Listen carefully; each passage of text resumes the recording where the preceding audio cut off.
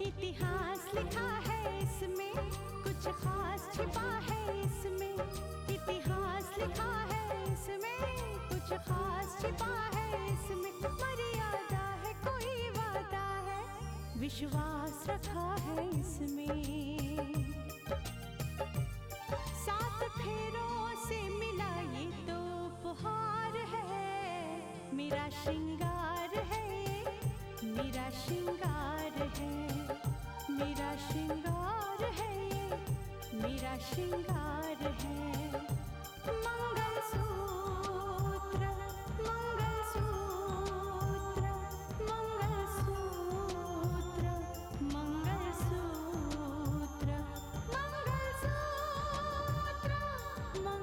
मंगलसूत्र, मंगलसूत्र,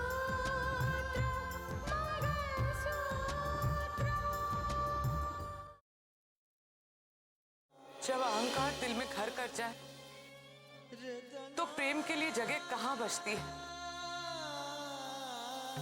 लेकिन इस अहंकार ने मेरी रितिका की जिंदगी बर्बाद कर दी है। जो जिंदगी तुम जी रही हो वो सम्मान की जिंदगी नहीं, अकेलेपन की जिंदगी है। दीदी, हर एक आदमी अपनी जिंदगी अपने नजरिए से देखता है। नहीं कावेरी, तुम्हें गलत लगता है। तुम खुद उनके घर गई थी, देखा कि किस तरह का बर्ताव किया उन लोगों ने तुम्हारे साथ। कहीं ऐसा तो नहीं कि हमारा बेटा किसी मुसीबत में हो, एक मुसीबत से निकला तो दूसरी में फंस गया। अर्जुन कहाँ है, किस साल में है, फिलहाल ये पता चलाना बहुत मुश्किल है। जज साहब ने भी इस संभावना से इनकार नहीं किया है कि अर्जुन ही हमारा राकेश है, लेकिन ये बात अभी निश्चित नहीं है। तो इस बात को निश्चित करने के लिए अर्जुन को ढूंढिए, तलाश कीजिए उसे। नीलमा, तुम बिल्कुल फिक्र मत करो, चाहे कुछ भी हो जाए, मैं जमीन आसमान एक करके अर्जुन का पता लगाऊंगा, जरूर लगाऊंगा।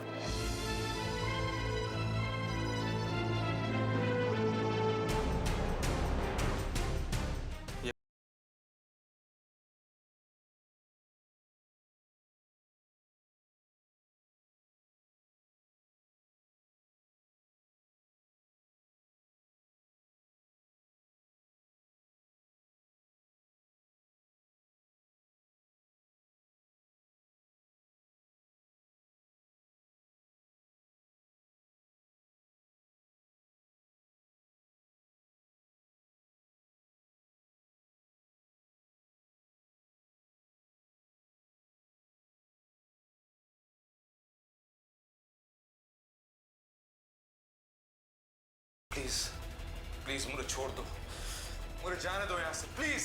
अगर हमारा मकसद कामयाब हो गया होता तो तुम्हारी आजादी का फैसला तो कब का हो चुका होता। लेकिन हमारी कामयाबी में सबसे बड़ी परेशानी है वो रितिका। रितिका ने हमारे मकसद को नाकाम किया और आज उसे सबक मिल गया। कल तक वो अपने आप को वो एक कलेक्टर समझती, अपने आप पर बहुत गुरूर था उसे, और आज घर पर बैठी है और उसका वो दूसरा पति मानस, तुम्हें मालूम है उसने भी उसे ठोकर मार दी है। और जहां से रितिका चली थी ना वहीं पर आकर पहुंच गई, और आज वो अपने बाप आदित्य प्रताप सिंह के घर पर रह रही है। समझे?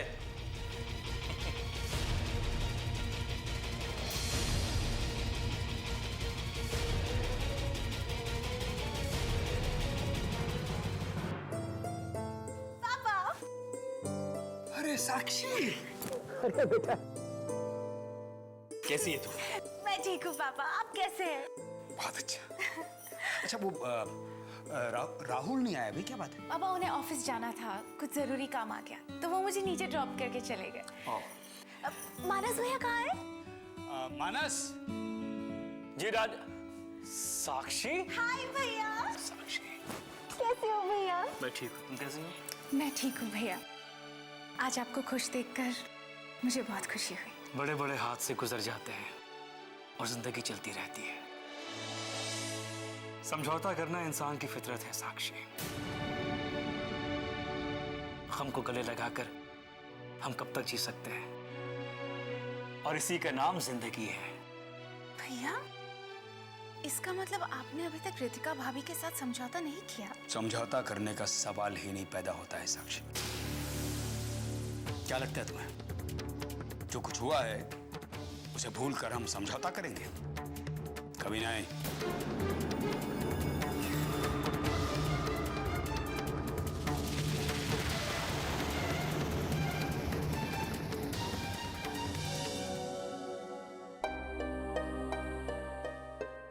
कैसी हो बेटा?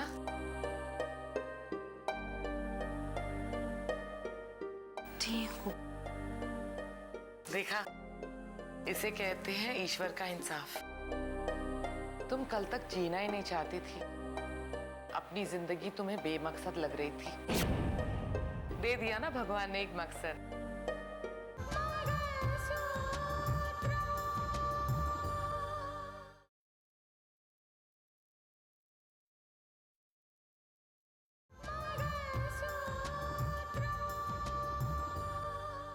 दे दिया ना भगवान ने एक मकसद।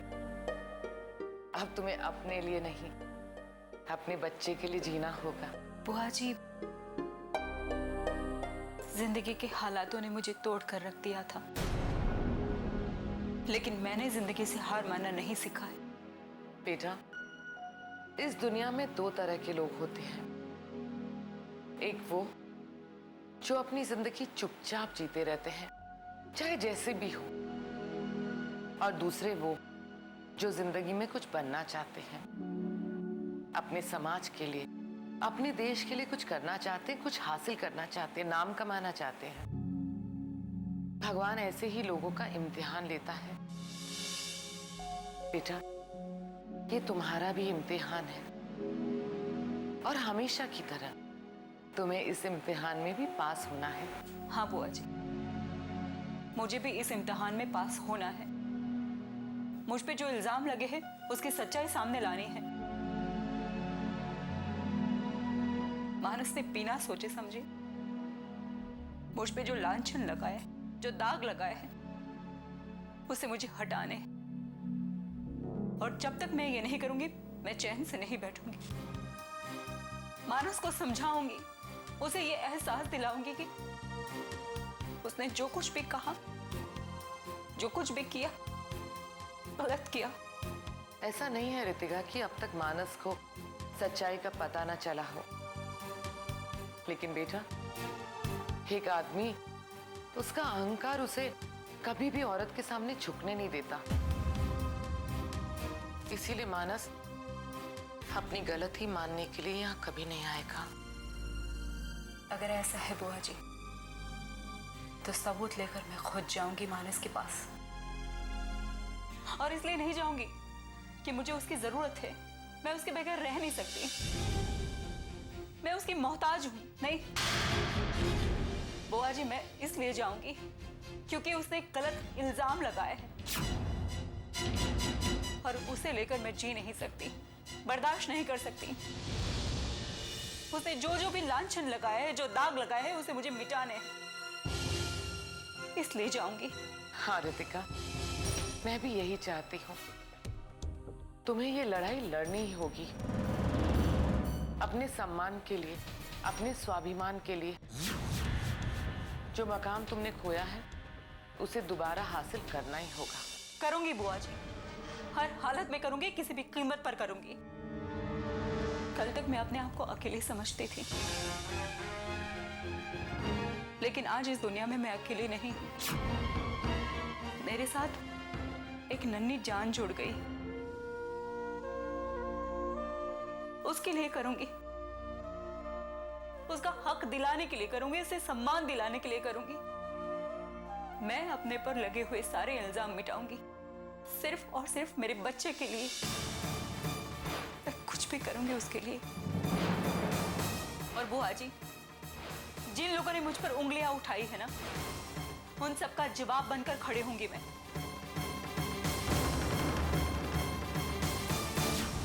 देखो साक्षी, रितिका की हकीकत जानने के बाद वो इस घर में कभी दाखिल नहीं हो सकती है। ये आप क्या कह रहे हैं भैया?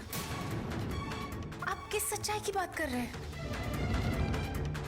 रितिका भाभी की सच्चाई की बात कर रहे हैं या फिर उस सच्चाई की बात कर रहे हैं जिसकी वजह से हम सबको गलतफहमी हुई थी? किस गलतफहमी की बात कर रही हो तुम? मैं उसी गलतफहमी की बात कर रही हूँ जिसकी वजह से रितिका भाभी को ये घर छोड़ के जाना पड़ा, जिसकी वजह से मैंने रितिका भाभी को गलत समझ लिया था। वो गलतफहमी नहीं, सच्चाई थी जिसे मैंने अपनी आंखों से देखा था।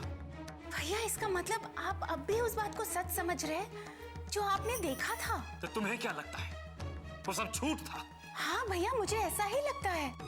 और मुझे तो ऐसा लगा था कि अभी तक सच्चाई आप लोगों को पता चल गई होगी, क्योंकि भैया जिस राकेश की वजह से आपने रितिका भाभी पर इतना बड़ा लांछन लगाया था, असल में वो तो राकेश है ही नहीं। वो तो कोई दूसरा है, कोई बहरूपिया है। तुम क्या कह रही हो साक्षी? हाँ भैया, और इस बात का डाउट रितिका भाभी को पहले से था। और भैया आपको तो रितिका भाभी से इसलिए प्रॉब्लम थी ना, क्योंकि आपको ऐसा लगता था कि रितिका भाभी के दिल में अब भी राकेश के लिए जगह है। लेकिन भैया जब वो राकेश है ही नहीं तो आपकी बात कैसे सच हो सकती है? और इस बात का खुलासा करने खुद रितिका भाभी गई थी इस घर को एक दिन छोड़ने से पहले।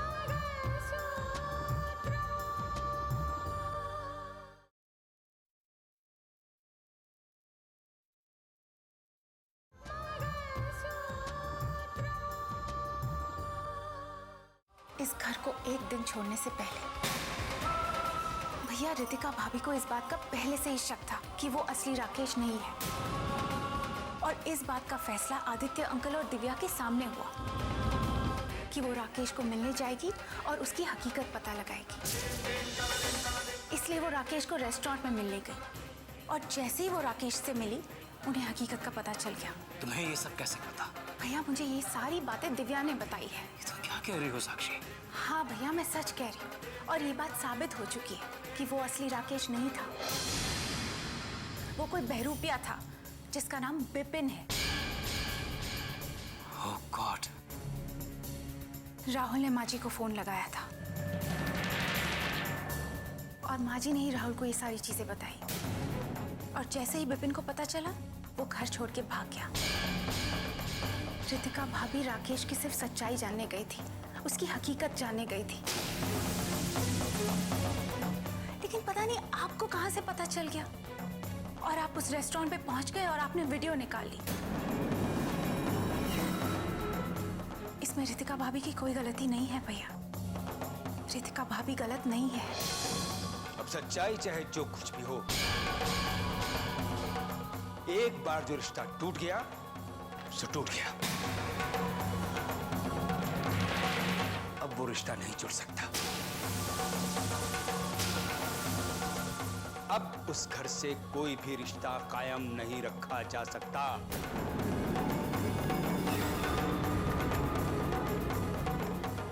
आदित्य प्रताप सिंह ने जो सलूक मेरे साथ किया है मैं कभी भूल नहीं सकता।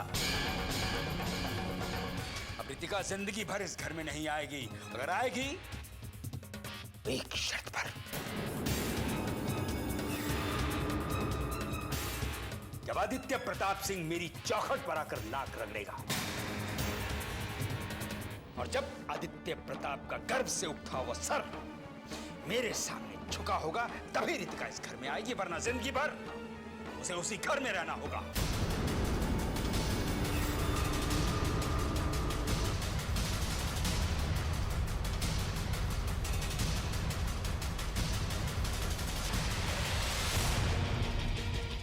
ये तुम क्या कह रहे हो राहुल? भला ये कैसे हो सकता है? पर सच्चाई तो ये है पापा, जिसे हम सब राकेश समझते थे वो दरअसल उसका बहरूपिया था। तो यो बात है। लेकिन मेरी समझ में यो नहीं आ रहा कि वो हम शक्ल राकेश बन के कैसे आ गया, और सबने उसे राकेश कैसे मान लिया? हाँ राहुल, वैसे उस राकेश को तो पुलिस ने दोबारा गिरफ्तार किया था ना? हाँ पापा, और सबसे बड़ी हैरानी की बात तो यही है कि पुलिस उसे गिरफ्तार करते हो खुद का नाम राकेश बताता है, और हम सब उसे राकेश समझकर उसे बचाने की कोशिश करते हैं, और आदित्य प्रताप सिंह उसका केस लड़ते हैं, उसे बचा भी लेते हैं। और राकेश अपने घर में आकर रहता और हम सब उसे राकेश मान भी लेते हैं। और सच्चाई सामने ये आती कि वो राकेश है ही नहीं। लेकिन वो उस घर में घुसा क्यों? जरूर कोई बहुत गहरा मकसद होगा उसके पीछे। लेकिन साहब जी, इतना बड़ा काम कोई बिना मकसद के कैसे करेगा? और फिर उसने खुद को पुलिस के सामने भी राकेश ही बताया था, और उसे इस बात का तनक भी डर ना लगा कि सजा भी हो सके थी। हाँ पापा, मुझे भी लगता है कि इसके पीछे कोई बहुत बड़ी साजिश थी, इसीलिए राकेश को उस घर में पहुंचाया गया था। लेकिन बेटा, मकसद क्या रहा होगा उसका? और ये भी देखो ना, ये कितनी अजीब बात है। वो राजेश्वर, मेरा इतना अच्छा दोस्त, अजीज दोस्त, उसने मेरे साथ कितना बड़ा धोखा किया। उसने उस राकेश को मेरा बेटा साबित करने की कोशिश की, पैसों की लालच में। हाँ पापा, मुझे भी काफी हैरानी थी कि उन्होंने इतना बड़ा झूठ क्यों बोला। लेकिन अब मुझे लगता है कि शायद वो भी इस साजिश में फंसकर, साजिश का शिकार बनकर उस बहरूपिये को आपका बेटा बनाना चाहते थे। साहब जी, उस बात के लिए सोचो, वो तो ऐन वक्त पे रितिका जी ने आके सच्चाई का खुलासा कर दिया, वरना वो बेरूपिया आपकी करोड़ों की जायदाद का वारिस बन गया होता तो। तुम सही कहते हो शेर सिंह, ये दौलत बहुत बुरी चीज होती है। इसे पाने के लिए न जाने कैसी कैसी साजिशें रची जाती हैं। मुझे भी अब लगने लगा है कि ये बहुत बड़ी साजिश है मेरी जायदाद हड़प करने के लिए। लेकिन भला उस रितिका का, जिसने बिल्कुल सही वक्त पर आकर सच्चाई बयान कर दी और हम सब बच गए।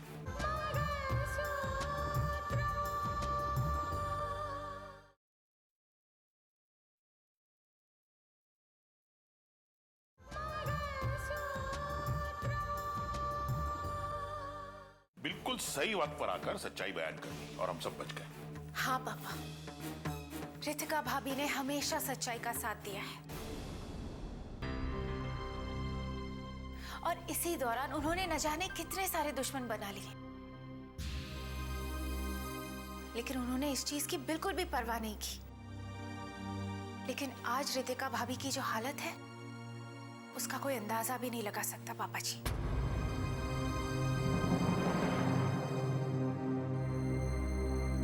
और उनकी बेगुनाही जानने के बाद भी मानस भैया और पापा उन्हें वापस घर लाने के लिए रेडी नहीं है। ऐसा क्यों होता है पापा जी कि जो लोग दूसरों की जिंदगी में उजाला फैलाते हैं, उनकी खुद की जिंदगी हमेशा अंधेरे में खो के रह जाती है।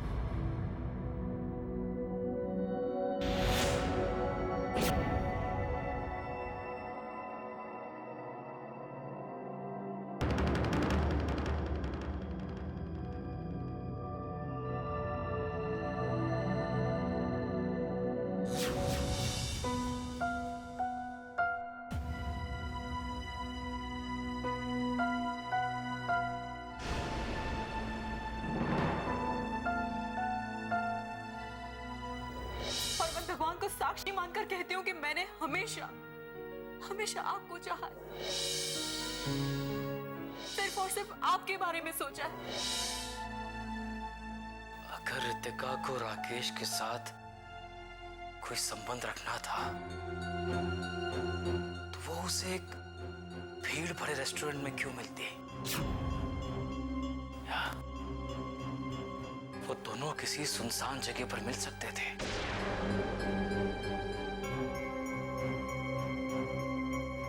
और उस दिन राकेश पहले निकला।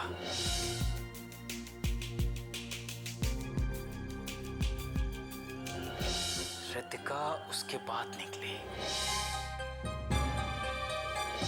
और रितिका की नजरें किसी को तलाश कर रही थी। हो सकता है कि वो राकेश से मिलने गई ही नहीं हो सकता है वो किसी और से मिलने गई हो।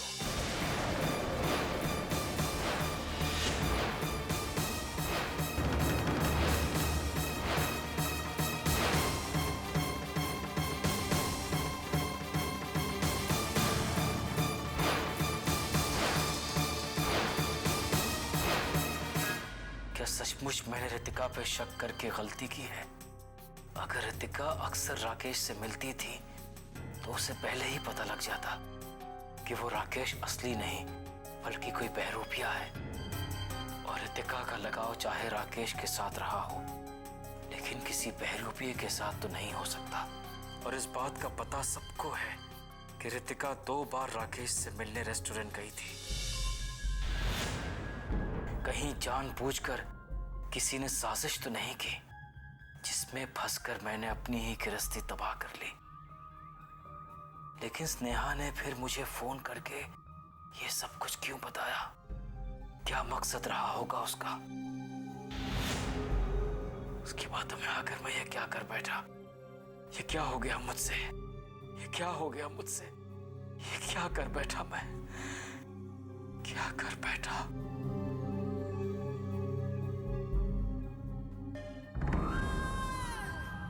हाँ, हमने जो सोचा था बिल्कुल वही हुआ है। मैं घर वापस आ चुकी हूँ। हाँ, मेरे आने से भाई जी को एतराज तो जरूर था, लेकिन वो करते भी तो क्या। वो तो ये बात को लेकर मजबूर है कि अब इस घर की देखभाल कौन करेगा। नहीं बाबा, कोई मुद्दा खड़ा नहीं हुआ। पुरानी सारी बातें दफन हो गई।